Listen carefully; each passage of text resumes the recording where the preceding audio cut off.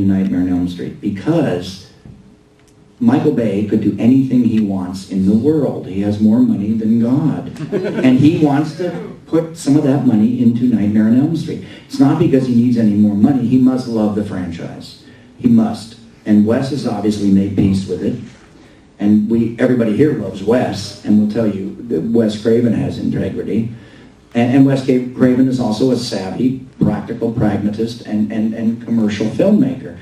And I have been a fan of Jackie Earle Haley since a movie called Breaking Away, about the bicycle racers. And he's like one of the first actors in the last 50 years of America that did a comment on our class system, you know, in America that we won't talk about, you know, middle class, rich people, poor people. We don't talk about that a lot, as just how it affects us day in, day out.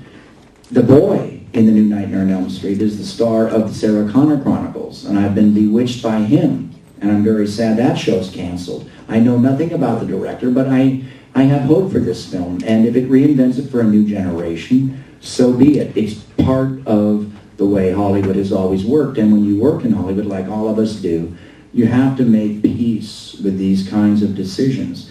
You'd be naive not to. And that's all I have to say. Ronnie? You know, I'm happy to see a great movie, no matter, you know, what the instigation or reason for it, but I don't expect that it could possibly be any better. Body Snatchers was a great movie for me in my childhood. You know, I went looking for pods in my closet and under my bed for months. I remember sitting with my best friend in 5th grade. I remember sitting in the theater like this, just clutching her elbow, you know, every time a pod person would happen. Somebody would get taken over and the pod would start to foam, and it's like, oh! And, you know, my mother had to tell me, no, you know, no pods can, nothing's going to happen, it can't be real. I was 9, which I know is old, but, you know, I don't think they could make a better one than that, and I don't think they did make a better one than that. So, sure, let them, you know, let everybody work and write stories and shoot films. Sure, that's great. Let everybody enjoy it. That'll be great. Yeah. I guess the best way that I could talk about the upcoming new Nightmare on Elm Street is almost like Star Trek. I grew up with original Star Trek and absolutely adored, and I'll discuss with anybody out there the episodes by names, by the episode names. And when the idea of J.J. Abrams doing a Star Trek feature was first talked about, you didn't know whether to be thrilled or horrified that he was going to make the whole canon of Star Trek disappear forever.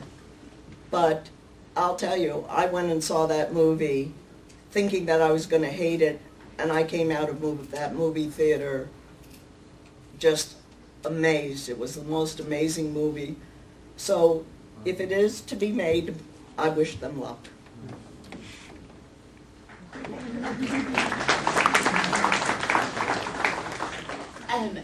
Both Heather and Robert and everybody here has said such wise things about just the nature of how difficult it is to get a movie made and how good it is and fortuitous for the people making it, but good it is for the whole industry. I have mixed feelings about remakes because I haven't seen that many that I loved, but I wish them well, and I think that, you know, we created some sort of magic for some reason that has captured everyone, and then now it's captured these amazing filmmakers.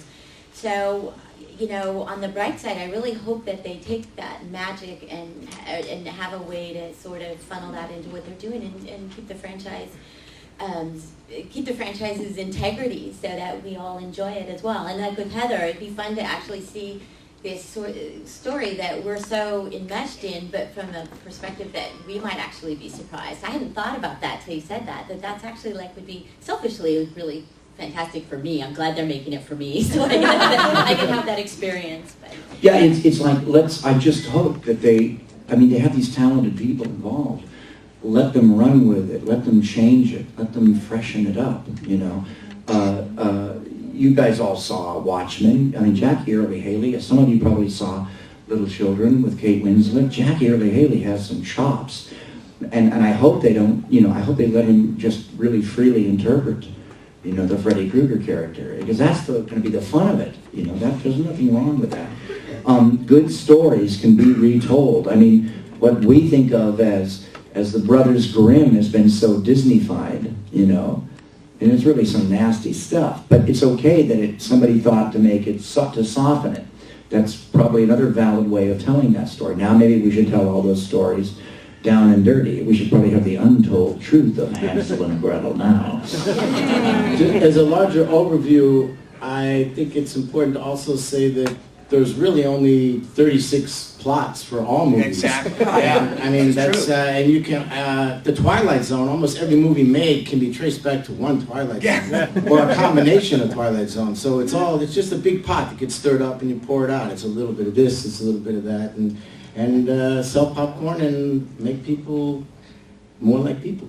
I just want to add one more thing, is that just like Shakespeare plays, I mean, I don't want to make this too strong a point, but Wes Craven's work is actually what's being recreated in his story, and he is a wonderful storyteller, and the fact that this story is being remade, I think, is mainly because Wes Craven, he created a story that was actually maybe the 37th storyline. Yeah. It wasn't one of the 36. That's how many plays Shakespeare wrote.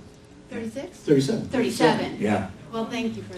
Midsummer Night's Dream. Thanks, Psychic. Thanks God it wasn't Pericles. I know. Well, anyway, so we need to credit Wes Craven because that story has such legs. Yeah. It's great legs. I mean, it affects our subconscious. It's the